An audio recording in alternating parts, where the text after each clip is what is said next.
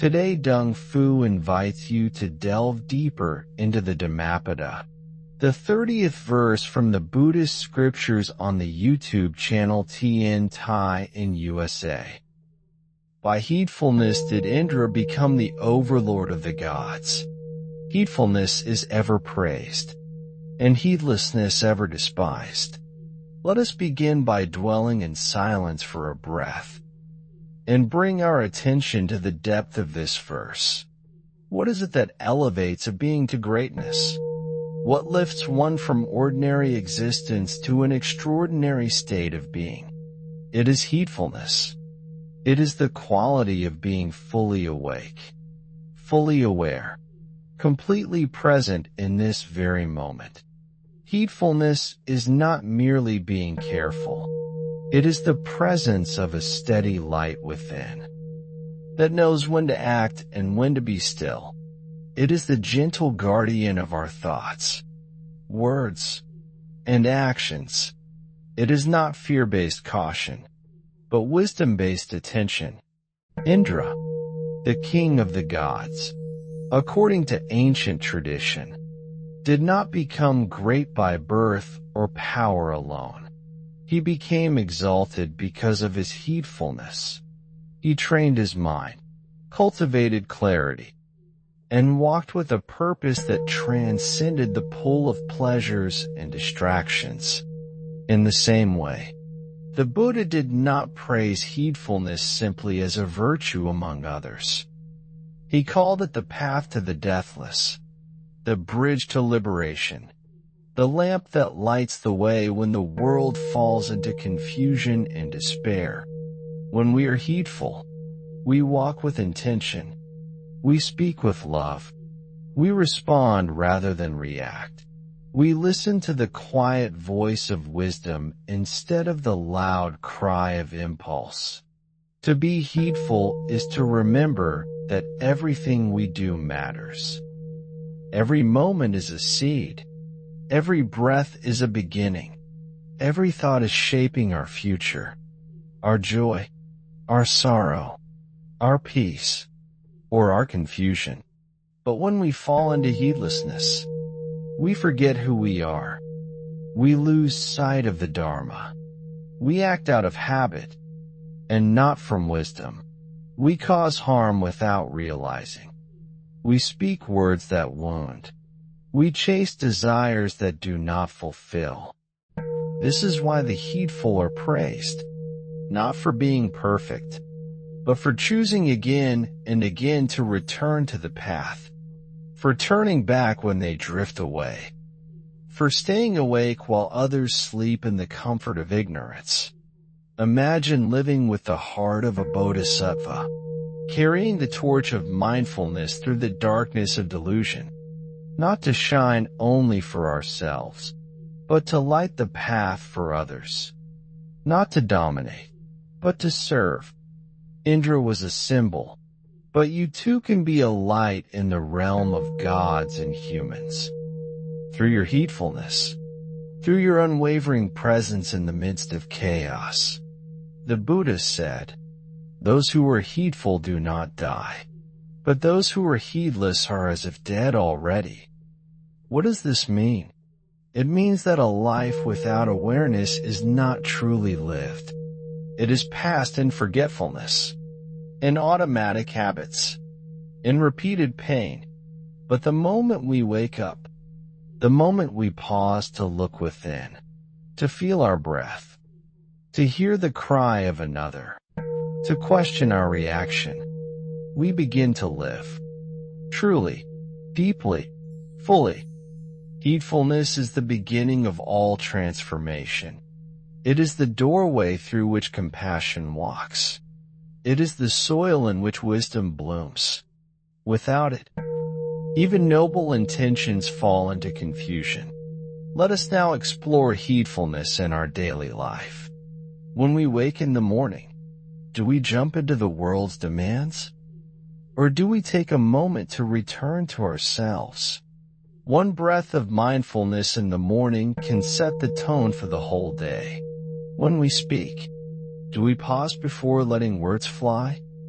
Or do we bring awareness to the intention behind the words? A single mindful sentence can heal or destroy. When we eat, are we simply filling our belly?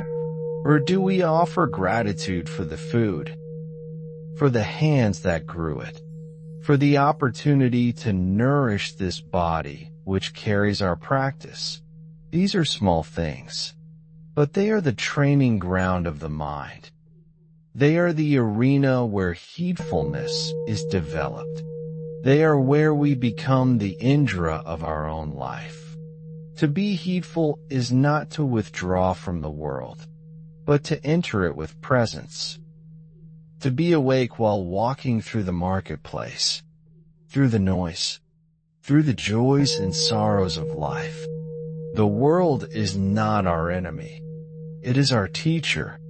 Every challenge is an opportunity to return to the present. Every difficulty is a call to deepen our awareness. We do not practice heedfulness to escape the world, but to meet it with clarity, with strength, with an open heart. The more heedful we are, the more we see suffering, not to be overwhelmed, but to be moved to compassionate action.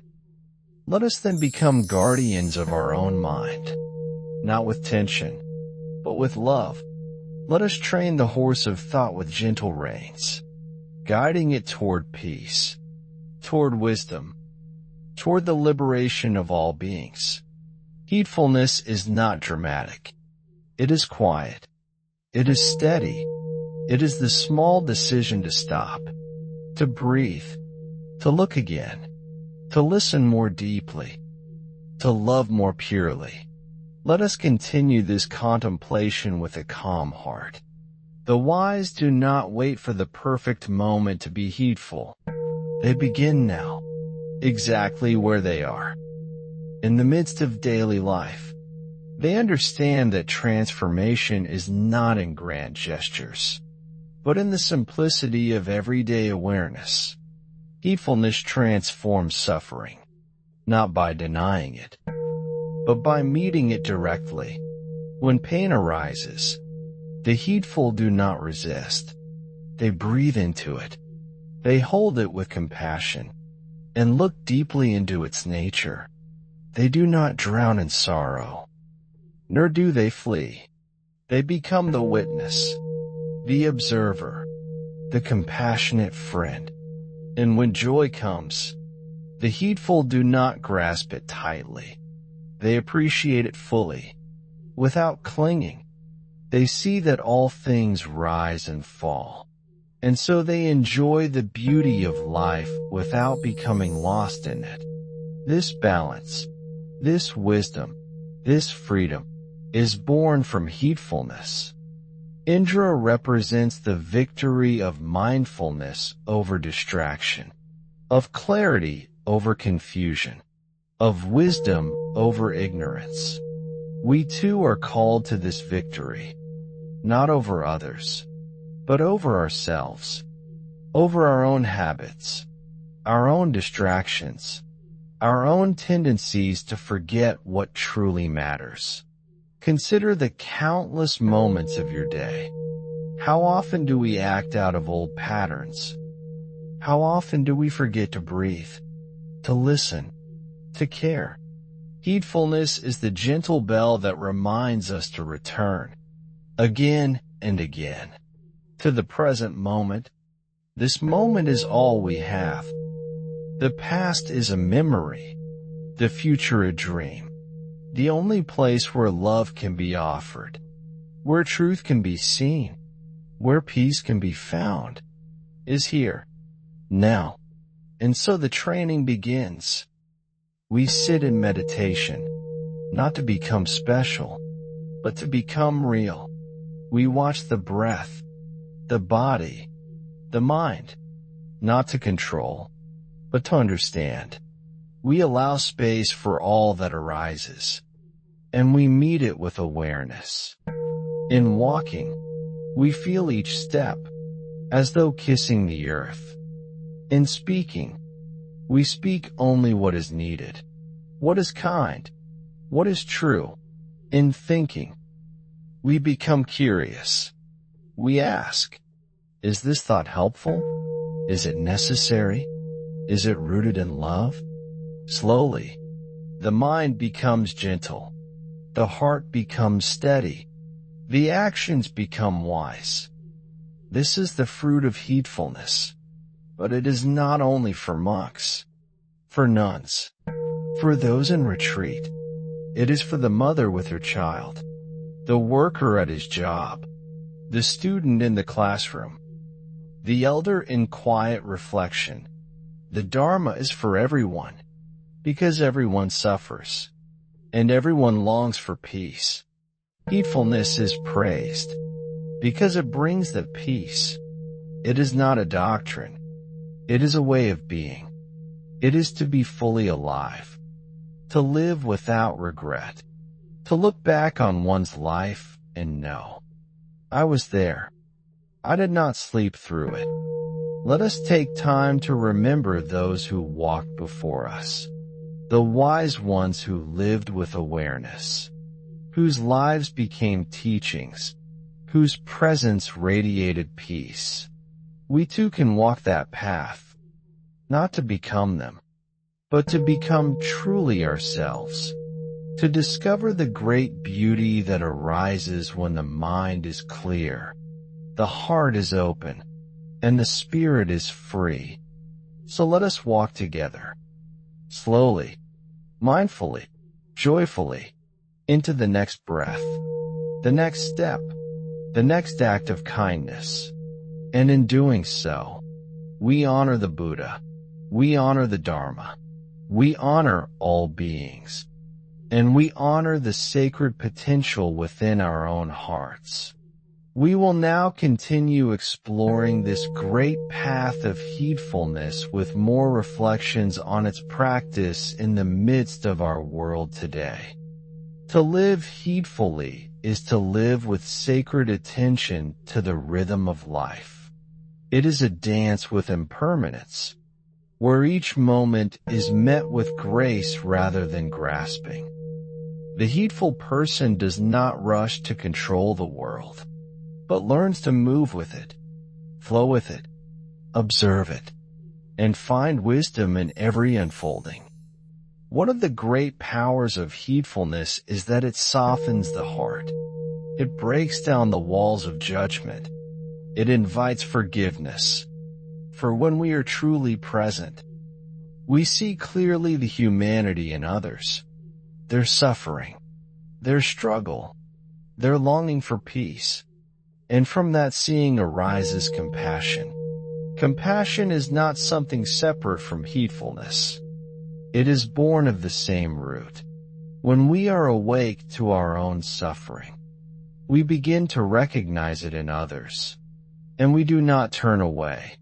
Think of a time when someone truly listened to you, not with impatience, not with distraction, but with full presence. That is heedfulness in action. That is love made real. Imagine offering that same presence to every being you meet, to the cashier at the store, to your child at bedtime, to the stranger on the street, to the person who frustrates you, to your own wounded self. The path of the heedful is not about becoming someone else. It is about becoming fully yourself, the awakened version of yourself, the version not caught in patterns, not trapped by fear, not ruled by reactivity. To practice heedfulness is to reclaim our life from the hands of forgetfulness. It is to take back our time, our energy, our attention, and place it where it truly matters. We train ourselves slowly, gently, with patience and love. We notice the breath, the posture, the feelings that pass through us. We see them not as enemies to be conquered, but as guests to be welcomed, understood, released. Even in suffering, the heedful find meaning. They know that pain is not punishment. but a teacher. They do not blame the world. They do not sink into despair. They use the pain as fuel for awakening. When we live heedfully, our relationships change. They deepen. They soften. They become more real. We are no longer caught in drama, in proving ourselves, in defending our egos. We are here, and being here is enough. The earth too responds to heedfulness. When we walk gently, she supports us. When we consume with mindfulness, she flourishes. When we speak for her with courage, she listens. Let us now return to Indra, not as a myth, but as a mirror. Within each of us is a being waiting to awaken, a being who can rise above confusion and live with power. Not the power of dominance, but the power of awareness. The gods revere the heedful because they are rare. They shine like stars in a dark sky. Their presence is a blessing. Their words are medicine. Their actions are seeds of liberation. And when we stumble, as we surely will, we do not condemn ourselves. We return. We breathe again. We choose presence again. This is the path, not perfection, but perseverance. Every moment of heedfulness plants a seed, and those seeds grow into forests of peace, meadows of joy, oceans of compassion. We can be the gardeners of those seeds, not only in temples and retreats, but in kitchens, in buses, in schools, in places of suffering. Let our mindfulness not be fragile, but resilient, not rigid, but flowing, not lofty, but grounded. Let us carry the Dharma in our hearts, not as a weight, but as a light, illuminating the path not only for ourselves, but for all beings. We will continue with deeper reflection on how heedfulness in daily choices builds the foundation for a life of joy, freedom, and awakening. And now, we come to the close of this reflection. Let the truth of this verse sink into the core of your being. Let heedfulness become your path, your breath, your light. The world needs more beings who are awake, not only to meditate in silence, but to walk gently in the noise, to love without condition, to forgive without hesitation, to shine like the moon in the night sky of confusion. When we live heedfully, we honor the gift of this human life. We walk in the footsteps of the Buddha, of Indra, of all those who have chosen awareness over forgetfulness, peace over panic, presence over escape. Let every step be Dharma. Let every breath be practice. Let every word be kindness. Today you have listened. You have reflected. You have opened your heart.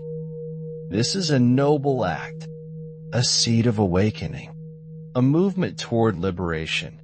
Do not let this be the end. Let it be the beginning. Take this message into your life, into your family, into your workplace, into the quiet hours of the night. Let heedfulness guide you home, to yourself, to the Dharma, to the Buddha within. Thank you for watching my video. Namo Amitabha. I wish to bring this merit towards all disciples and sentient beings, all of whom will attain Buddhahood. Remember to like and subscribe to the channel to review the short sermons of the Buddha. Thank you for listening to the Dharma.